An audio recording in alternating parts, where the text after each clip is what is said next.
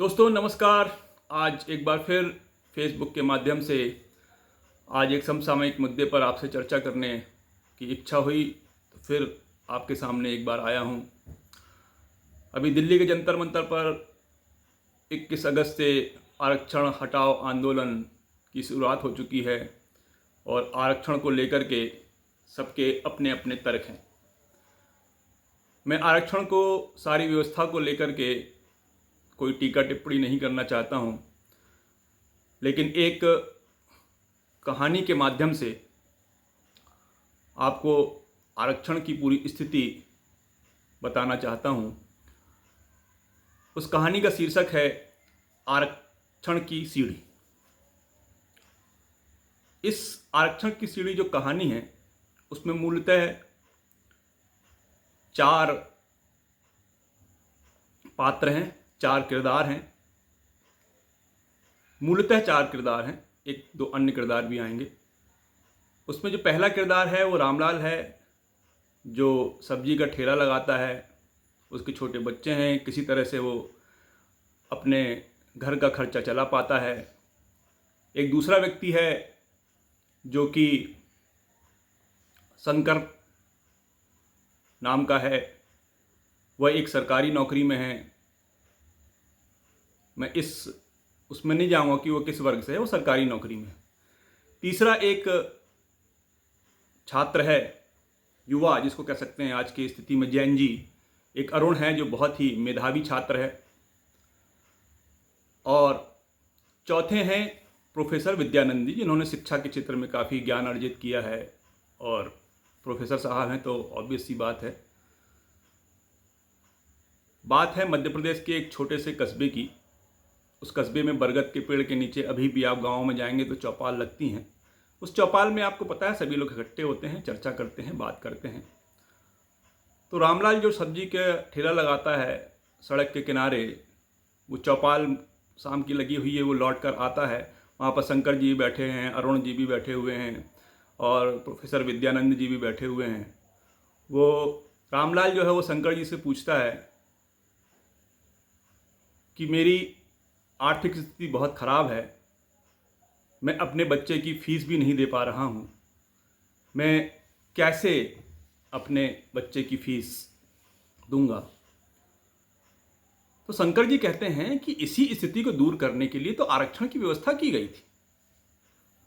आरक्षण इसलिए बनाया गया था कि जिन समुदायों ने सदियों से सामाजिक भेदभाव, अवसरों की कमी झेली है, उन्हें शिक्षा, रोजगार और पर्याप्त प्रतिनिधित्व दिया जा सके और उन्हें पर्याप्त अवसर मिले। केवल गरीबी मिटाने के लिए योजना नहीं थी, इसका उद्देश्य था आप जैसे लोगों के लिए सामाजिक न्याय भी मिले। गरीबी तो हटे, लेकिन मुख्य उद्देश्य गरीबी नहीं थी, सामाजिक न्याय भी मिलना चाहिए। अरुण जो बैठा हुआ था, जैन जी का प्रतिनिधित्व करता है, वो चुप बैठा था। उसने कहा, इसका मतलब आप आरक्षण की बात कर रहे हो, सामाजिक न्याय मतलब आरक्षण। अरुण ने कहा, नहीं नहीं, मैं आरक्षण का विरोध नहीं करता, लेकिन मेरा सवाल यह है कि हमें यह भी देखना चाहिए कि आरक्षण का लाभ वास्तव में सबसे जरूरतमंद और वंचित लोगों तक पहुंच रहा है या नहीं पहुंच रहा। चाय की दुकान पर अनार, वहां पर जो बरगद के पेड़ के नीचे एक चाय की दुकान भी थे, वहां पर सन्नाटा छा जाता है। और प्रोफेसर विद्यानंद मुस्कुराकर कहते हैं, यही तो असली सवाल है कि आरक्षण का लाभ वास्तव में जरूरतमंद, वंचित लोगों तक पहुंच रहा है या नहीं पहुंच रहा है। प्रोफेसर विद्यानंद एक स्कॉलर थे, काफ़ी विद्वान आदमी थे। उन्होंने ज़मीन पर एक लकड़ी से, जो नीचे होता है, एक सीढ़ी बनाई। वो सीढ़ी जो जीना होता है जिस पर हम चढ़कर जाते हैं, लकड़ी की सीढ़ियाँ अपने गाँव में देखी होंगी। मान लो ये एक सीढ़ी है जो सामाजिक न्याय की सीढ़ी है। इसका पहला उद्देश्य है कि जो लोग नीचे हैं उन्हें ऊपर आने का रास्ता मिलना चाहिए। अब प्रश्न ये उठ चुका है कि यह जो सीढ़ी का सहायता लेकर के जो व्यक्ति ऊपर आ चुके हैं, उन्हें नीचे वाले व्यक्तियों के लिए जगह छोड़नी चाहिए कि नहीं छोड़नी चाहिए, या उन्हें ऊपर आने देना चाहिए या उन्हें नीचे ही खड़े रहना देना चाहिए। रामलाल ने पूछा, तो क्या आप ये कह रहे हैं कि जिन परिवारों को आरक्षण मिल चुका है, जो सिलेक्ट हो चुके हैं या जो ऊपर पहुंच चुके हैं, उनको आरक्षण नहीं मिलना चाहिए? प्रोफेसर ने कहा, मैं यहां पर यह फैसला सुनाने के लिए नहीं बैठा हूं, मैं तो केवल अपना तर्क रख रहा हूं। मैं केवल यह पूछ रहा हूं कि हमारी व्यवस्था में क्या कोई ऐसी पर्याप्त व्यवस्था है जिससे लाभ से वंचित सबसे अंतिम पंक्ति में बैठे व्यक्ति तक वह लाभ पहुंच रहा है या नहीं पहुंच रहा है, यह जानने की आवश्यकता है। शंकर जो सरकारी नौकरी में थे वो तुरंत बोल पड़े, इसका मतलब ये नहीं है कि यदि मुझे सरकारी नौकरी मिल गई तो मेरे साथ सामाजिक भेदभाव नहीं होगा या फिर सरकारी नौकरी मिलने से सामाजिक भेदभाव खत्म हो जाता है। प्रोफेसर बोले, बिल्कुल सही बात बोल रहे हैं। जातिगत भेदभाव को केवल आर्थिक स्थिति से मापना संभव नहीं है और गलत भी है। यदि किसी की जाति को और आर्थिक स्थिति के साथ में समायोजन करके देखा जाता तो वो गलत है। यदि किसी व्यक्ति के पास बहुत पैसा है और उसके साथ फिर भी सामाजिक भेदभाव हो रहा है तो यह गलत है, और किसी की सामाजिक स्थिति अच्छी है और वो बहुत ज़्यादा गरीब है तो ये भी गलत है। शंकर ने कहा। उसी बीच शंकर थोड़ा सा चुप रहा। अरुण वहां पर आया। अरुण ने कहा, लेकिन एक बात और सत्य भी है, एक ही जाति के दो परिवारों की परिस्थितियां बिल्कुल अलग अलग हैं। एक परिवार पीढ़ियों से शिक्षित है, संपन्न है, प्रभावशाली है। दूसरा परिवार आज भी मजदूरी करके, ठेला लगा करके अपना जीवन यापन कर रहा है। तो दोनों को केवल जाति के आधार पर समान स्थिति में मान लेना तो उचित नहीं होगा। प्रोफेसर ने सिर हिलाया। यही वह वजह है जहां पर बहस कठिन हो जाती है कि आरक्षण जाति के आधार पर दिया जाए या आरक्षण आर्थिक आधार पर दिया जाए। भारत में आरक्षण केवल गरीबी और अमीरी मापने का प्रश्न नहीं है। इसमें इतिहास, सामाजिक भेदभाव, राजनीतिक प्रतिनिधित्व, शिक्षा, अवसर की समानता और आर्थिक स्थिति, ये सब मिले जुले हुए हैं, गुथे हुए हैं। ये बहस चली रही थी कि रामलाल का बेटा जो ठेला वाला था, उसका बेटा, उसका नाम मोहन था, वो दौड़ते हुए आया और हाथ में एक छोटी पुरानी कोई किताब थी। उस किताब को देखकर पढ़ते पढ़ते बोला कि बाबा, क्या मैं कलेक्टर बन सकता हूं? रामलाल जो सब्जी का ठेला लगाता था उसकी आंखों में चमक आ गई। रामलाल बोला, हाँ हाँ बेटा, क्यों नहीं। अरुण ने मोहन की ओर देखा और मोहन से कहा कि अगर तुम सचमुच में मेहनत करोगे, किसी की दया पर निर्भर नहीं रहोगे, किसी की बैसाखी नहीं लोगे, तो अपने अधिकार, अपनी योग्यता, अपनी मेहनत के आधार पर कलेक्टर बन सकते हो। शंकर बाबू जी सरकारी नौकरी में थे, वो बीच में उचक पड़े, तपाक से बोले, लेकिन उसे अवसर तो मिलना चाहिए। अरुण ने बोला, हाँ हाँ, उसे अवसर मिलना चाहिए, लेकिन मेरा प्रश्न अवसर से नहीं है। मेरा सवाल अवसर की संरचना से है। उम्मीद है आप इस चीज को समझ रहे हो। अब बहस और गहरी हो गई।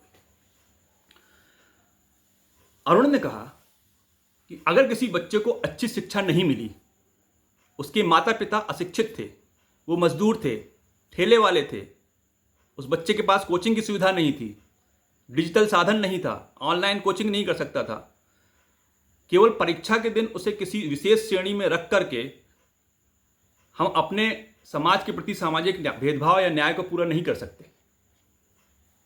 प्रोफेसर ने कहा, सही कहा, सच्चा न्याय परीक्षा के परिणाम से बहुत पहले शुरू हो जाता है। अच्छा स्कूल, पौष्टिक भोजन, छात्रवृत्ति, अच्छी पुस्तकें, डिजिटल साक्षरता, सुरक्षित वातावरण, योग्य शिक्षक और उचित मार्गदर्शन, ये किसी भी बच्चे के भविष्य को गढ़ने की सबसे पहली सीढ़ियां होती हैं। शंकर ने बात आगे बढ़ाई, और हमें यह भी स्वीकार करना होगा कि आरक्षण ने भारत में बहुत से लोगों की पीढ़ियों को सुधारा है। चाहे वो शिक्षा हो या सरकारी सेवा हो, उनको राजनीतिक वृत्ति मिला है, शिक्षा में ऊपर मिले हैं, ऐसे अवसर जो उनको मिले हैं उनके कारण ही उनकी समाज में स्थिति बेहतर हुई है। प्रोफेसर ने कहा हाँ बिल्कुल ठीक है, लेकिन ये सवाल यहीं खत्म नहीं होता। उन्होंने बरगद की पेड़ की ओर इशारा करते हुए बोला कि बरगद की पेड़ जो है उस पेड़ में अनेक डालियां हैं, उस डालियां में केवल एक डाली यदि बहुत मजबूत है तो उसको देखकर हम यह नहीं कह सकते कि पूरा पेड़ ही मजबूत है। यहां पर कहानी का एक पड़ाव रुकता है।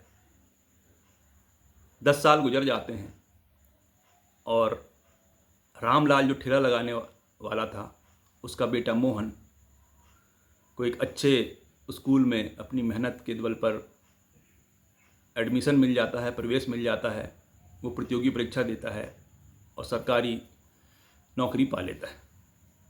और फिर वह बरगद के पेड़ के नीचे आता है जहाँ पर चौपाल बैठी हुई थी। रामलाल की आंखों में आंसू थे, शंकर उसे गले लगा लेता है, अरुण भी वहाँ था। मोहन ने सबको देखकर कहा, मोहन अब यही मोहन जो है वो वास्तव में जैन अल्फा और जैन जी का प्रतिनिधित्व कर रहा है। उसके सवाल क्या हैं, उसके प्रश्न क्या हैं और वो क्या सोचता है, यहाँ पे इस बात को कहकर ही मैं अपनी कहानी खत्म करूँगा। मोहन कहता है, आज मैं एक बात समझ गया हूँ, मुझे अवसर मिला इसलिए मैं आगे बढ़ा, लेकिन मेरे जैसे लाखों लोग अभी भी पहली सीढ़ी पर खड़े हुए हैं। प्रोफेसर विद्यानंद जो कि स्कॉलर पे पूछते हैं तो बेटा अब क्या करोगे, तुमको सरकारी नौकरी मिल गई। मोहन ने कहा, मैं ऐसी व्यवस्था चाहता हूं जिसमें आरक्षण, सामाजिक न्याय का, शिक्षा और अवसर की समानता हो, शिक्षा और अवसर की पूरी व्यवस्था मजबूत हो। मैं चाहता हूं जो वंचित हैं वो पीछे ना छूटें। मैं चाहता हूं जातिगत भेदभाव समाप्त हो। मैं चाहता हूं गरीबी से जूझ रहे बच्चों को आर्थिक और शैक्षणिक अवसर प्राप्त हो। मैं चाहता हूं प्रतिभा को दबाया ना जाए। मैं यह भी चाहता हूं कि किसी भी बच्चे को केवल उसी जाति के कारण ना सम्मान मिले ना अपमान मिले। कुछ क्षणों के लिए सभी शांत हो गए। फिर अरुण ने कहा, तो क्या आरक्षण समाप्त कर देना चाहिए? मोहन ने कहा, इतिहास को मिटाकर भविष्य नहीं बनाया जा सकता। इतिहास में दिए गए घावों को भरने के लिए बनाई गई जो व्यवस्था है, जो आज आरक्षण की व्यवस्था है, उसकी समय समय पर समीक्षा होनी चाहिए। शंकर ने पूछा, तो क्या आप चाहते हैं आरक्षण केवल आर्थिक आधार पर हो जाए? मोहन ने उत्तर दिया, यह भी उत्तर सरल नहीं है। आरक्षण केवल जाति के आधार पर हो या आर्थिक आधार पर हो, इम्पॉर्टेंट ये नहीं है, क्योंकि सामाजिक भेदभाव और गरीबी ये दोनों पृथक पृथक समस्या हैं, ये दोनों एक जैसी समस्या नहीं है, इसलिए समाधान भी एक ही फैसले से नहीं हो सकता। प्रोफेसर मुस्कुराए कि बेटा अब तुम समझ गए। उन्होंने जमीन पर रखी पुरानी सीढ़ी जो बनाई थी उसको देखकर कहा, आरक्षण का उद्देश्य कुछ लोगों को हमेशा बैठाना नहीं है या कुछ लोगों को आरक्षण देना नहीं है। उसका उद्देश्य जिस समाज ने पीछे छोड़ दिया है उसे आगे अवसर देना है। लेकिन सामाजिक न्याय की अंतिम मंजिल ऐसी होनी चाहिए जहां किसी बच्चे की पहचान उसकी जाति से पहले उसकी शिक्षा, उसकी योग्यता, उसके चरित्र और उसके कर्म से हो।